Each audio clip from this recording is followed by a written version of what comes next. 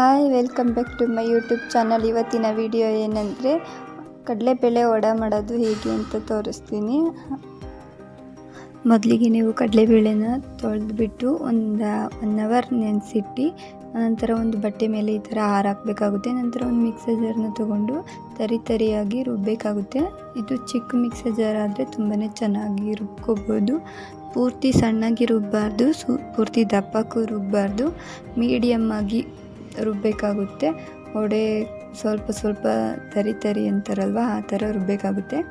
ಈ ಥರ ಒಂದ್ಸಲ ಮಿಕ್ಸರ್ ಜಾರ್ನಲ್ಲಿ ಹಾಕ್ಕೊಂಡು ರುಬ್ಕೊಂಡು ನಂತರ ಇನ್ನೊಂದು ಸ್ಪೂನ್ ಸಹಾಯದಿಂದ ಈ ಥರ ಎಲ್ಲನೂ ಒಳಗಡೆ ಹಾಕಿ ಕಾಳೆಲ್ಲನೂ ನಂತರ ಇನ್ನೊಂದು ಸಲ ರುಬ್ಬಿದರೆ ಇದು ರೆಡಿ ಆಗುತ್ತೆ. ತುಂಬಾ ಚೆನ್ನಾಗಿ ಚಿಕ್ಕ ಜಾರಲ್ಲಿ ಆಗುತ್ತೆ. ದೊಡ್ಡ ಜಾರ್ ಹಾಕಿದರೆ ಚೆನ್ನಾಗಾಗೋದಿಲ್ಲ. ಚಿಕ್ಕ ಜಾರಲ್ಲಿ ಮಾಡಿದರೆ ತುಂಬಾ ಚೆನ್ನಾಗಿ ಬರುತ್ತೆ. ಈ ಥರನೇ ಎಲ್ಲ ಕಾಳನ್ನು ಸ್ವಲ್ಪ ಹಾಕ್ಕೊಂಡು ರುಬ್ಕೋಬೇಕಾಗುತ್ತೆ. ನೋಡಿ, ಇವಾಗ ರೆಡಿಯಾಗಿದೆ. ಈ ಥರ ಎಲ್ಲನೂ ರುಬ್ಕೊಂಡು ಒಂದು ಪಾತ್ರೆಯಲ್ಲಿ ಸ್ಟೋರ್ ಮಾಡ್ಕೊಳ್ಳಿ. ನಾನಿಲ್ಲಿ 1.5 kg ಕಡಲೆಬೇಳೆನ ನೆನೆಸಿಟ್ಟಿದ್ದೆ. ಸೊ ಈಗ ಒಂದು ಪಾತ್ರೆಯಲ್ಲಿ ಸ್ಟೋರ್ ಮಾಡ್ತಾ ಇದ್ದೀನಿ.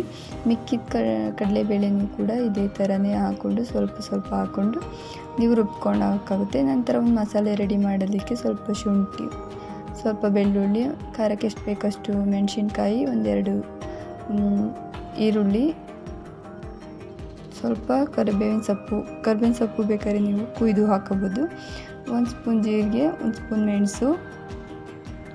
ನಂತರ ಇವಾಗ ನೀರು ಹಾಕ್ದೇನೆ ತರಿಯಾಗಿ ರುಬ್ಬಬೇಕು. ನಂತರ ಸ್ವಲ್ಪ ಉಪ್ಪು, ರುಚಿಗೆ ಎಷ್ಟು ಬೇಕೋ ಅಷ್ಟು ಉಪ್ಪನ್ನು ಹಾಕ್ಕೊಂಡು ನಂತರ ಸ್ವಲ್ಪ ಅರಿಶಿನ ಪುಡಿನ ಹಾಕ್ಕೊಂಡು ಇನ್ನೊಂದು ಸ್ವಲ್ಪ ಆಡಿಸಿದ್ರೆ ಮಸಾಲೆ ರೆಡಿಯಾಗುತ್ತೆ. ನಂತರ ಇಲ್ಲಿ ಸಬ್ಬಕ್ಕಿ ಸೊಪ್ಪು ಹಾಗೆ ಮಿಕ್ಸಿಲಿ ಆಡಿಸಿರೋವಂಥ ನಾವು ಖಾರನ ಹಾಕ್ಕೊಂಡು ನೀಟಾಗಿ ಒಂದು ಕಡೆಯಿಂದ ಮಿಕ್ಸ್ ಮಾಡ್ಕೋಬೇಕಾಗುತ್ತೆ. ಇದಕ್ಕೆ ನೀರೇನು ಹಾಕಬಾರ್ದು, ಹಾಗೆ ಮಿಕ್ಸ್ ಮಾಡ್ಕೋಬೇಕು. ನಂತರ ಮಿಕ್ಸ್ ಮಾಡಿದ ನಂತರ ಕೊತ್ತಂಬರಿ ಸೊಪ್ಪು ಕೂಡ ಹಾಕ್ಕೊಂಡು ಮಿಕ್ಸ್ ಮಾಡ್ಕೊಳ್ಳಿ ಬೇಕಿದ್ದರೆ, ಇಲ್ಲಾಂದರೆ ಸ್ವಲ್ಪ ಇದ್ದರೆ ಹಾಕ್ಕೊಳ್ಳಿ, ಚೆನ್ನಾಗಿರುತ್ತೆ ಕೊತ್ತಂಬರಿ ಸೊಪ್ಪು.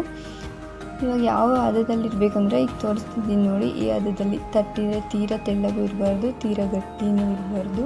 ತಟ್ಟಲಿಕ್ಕೆ ಈಸಿ ಆಗಬೇಕು, ಅಷ್ಟು ಹದದಲ್ಲಿದ್ದರೆ ಸಾಕಾಗುತ್ತೆ. ಕೈನಲ್ಲೇ ಮಿಕ್ಸ್ ಮಾಡ್ಕೊಳ್ಳಿ, ಸ್ಪೂನ್ ಸಹಾಯದಿಂದ ಮಿಕ್ಸ್ ಮಾಡಿಕೊಂಡ್ರೆ ಚೆನ್ನಾಗಿರಲ್ಲ. ಇವಾಗ ಕೊತ್ತಂಬರಿ ಸೊಪ್ಪನ್ನ ಹಾಕ್ಕೊಂಡು ಮಿಕ್ಸ್ ಮಾಡ್ಕೊತಾ ಇದ್ದೀನಿ.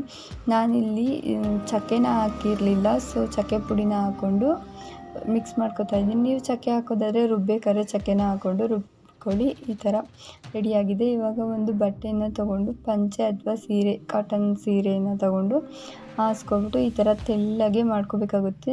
ವಡೆ ಜಾಸ್ತಿ ದಿನ ಇರಬೇಕಂದ್ರೆ ಪೂರ್ತಿ ತೆಳ್ಳಗೆ ತಟ್ಕೊಂಡ್ರೆ ಚೆನ್ನಾಗಿ ಎಣ್ಣೆಯಲ್ಲಿ ಫ್ರೈ ಆದರೆ ತುಂಬಾ ದಿನ ಇರುತ್ತೆ.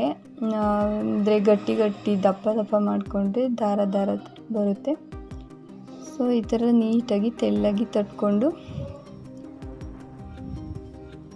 ಕವರ್ ಮೇಲೆ ಹಾಕಿದರೆ ಚೆನ್ನಾಗಿ ಬರೋದಿಲ್ಲ, ಈ ಥರ ಅಂಟ್ಕೊಬಿಡುತ್ತೆ. ಬಟ್ಟೆನಲ್ಲಿ ಹಾಕ್ಬಿಟ್ಟು ನೀಟಾಗಿ ತಟ್ಟಿದರೆ ತೆಳ್ಳಗಿದ್ರೂ ಸಹ ನೀರನ್ನ ಹೀರ್ಕೊಂಡು ಸ್ವಲ್ಪ ಗಟ್ಟಿಯಾಗುತ್ತೆ, ಎತ್ತಕ್ಕೋದಕ್ಕೂ ಸಹಾಯ ಆಗುತ್ತೆ. ಇದನ್ನು ತೀರಾ ತೆಳ್ಳಗೆ ತಟ್ಕೊಂಡ್ರೆ ನಿಧಾನವಾಗಿ ಎತ್ತಿ ಬೇಯಿಸಬೇಕಾಗುತ್ತೆ. ನಾನು ಎಷ್ಟು ತೆಳ್ಳಗೆ ತಟ್ಟಿದ್ದೀನಿ ನೋಡಿ. ಎಲ್ಲನೂ ಇದೇ ಥರ ನೀವು ಎಷ್ಟು ಅಗಲ ಬೇಕೋ ಅಷ್ಟು ಉಂಡೆನ ಮಾಡಿಕೊಂಡು ನೀಟಾಗಿ ಒಂದು ಕಡೆಯಿಂದ ನಾವು ಚಿಕ್ಕದಾಗಿ ತಟ್ಕೊಂಡ್ರೆ ದಪ್ಪ ಆಗಿಬಿಡುತ್ತೆ, ತೆಳ್ಳಗೆ ತಟ್ಕೋಬೇಕಾಗುತ್ತೆ. ನಾನಿಲ್ಲಿ ತೆಳ್ಳಗೆ ತಟ್ತಿದ್ದೀನಲ್ವ, ಈ ಥರ ತಟ್ಕೊಂಡ್ರೆ ಜಾಸ್ತಿ ದಿನ ವಡೆ ಇರುತ್ತೆ. ನಾನು ಯಾವಾಗಲೂ ಇದೇ ಥರ ವಡೆನ ಮಾಡೋದು. ಈ ಥರ ತಟ್ಬಿಟ್ಟು ನಂತರ ನಾನು ಇಲ್ಲಿ ಎತ್ತಾಕ್ತಿದ್ದೀನಲ್ಲ ಬಟ್ಟೆ ಸಮೇತ ಈ ಥರ ಒಂದು ಕೈಲಿ ಬಟ್ಟೆನ ಹಿಡಿದು ಒಂದು ಕಡೆ ಕೈನ ಇಟ್ಕೊಂಡು ಎತ್ಕೋಬೇಕಾಗುತ್ತೆ. ಈ ಥರ ನಿಧಾನವಾಗಿ ಎತ್ಕೊಂಡ್ರೆ ನೀಟಾಗಿ ಬರುತ್ತೆ. ಎತ್ತಕ್ಕೆ ಬರೋದಿಲ್ಲ ಅನ್ನೋರು ಈ ಥರ ವಿಡಿಯೋ ಮಾಡ್ತಿದ್ನಲ್ಲ, ಈ ಥರ ನೋಡಿಕೊಂಡು ಎತ್ಕೋಬೇಕಾಗುತ್ತೆ. ತುಂಬಾ ಚೆನ್ನಾಗಿ ಬರುತ್ತೆ. ಈ ಥರ ನಂತರ ಫ್ರೈ ಆದಮೇಲೆ 2 ಕಡೆ ಈ ಥರ ಫ್ರೈ ಮಾಡಿಕೊಂಡು ಪೂರ್ತಿ ಕಲರ್ ಚೇಂಜ್ ಆಗೋಕ್ಕೂ ಬಿಡಬಾರ್ದು. ಸ್ವಲ್ಪ ಕಲರ್ ಚೇಂಜ್ ಆದಮೇಲೆ ಎತ್ಕೊಂಡ್ರೆ ತುಂಬಾ ಚೆನ್ನಾಗಿ ಬರುತ್ತೆ. ಜಾಸ್ತಿ ಬೇಯಿಸಿದ್ರೆ ಇದು ಬೇಗನೆ ಬೇಯುತ್ತೆ, ತೆಳ್ಳಗೆ ತಟ್ಟಿರೋದ್ರಿಂದ. ಜಾಸ್ತಿ ಬೇಯಿಸ್ಕೊಂಡ್ರೆ ಸಿದೋದಂಗೆ ಆಗಿಬಿಡುತ್ತೆ.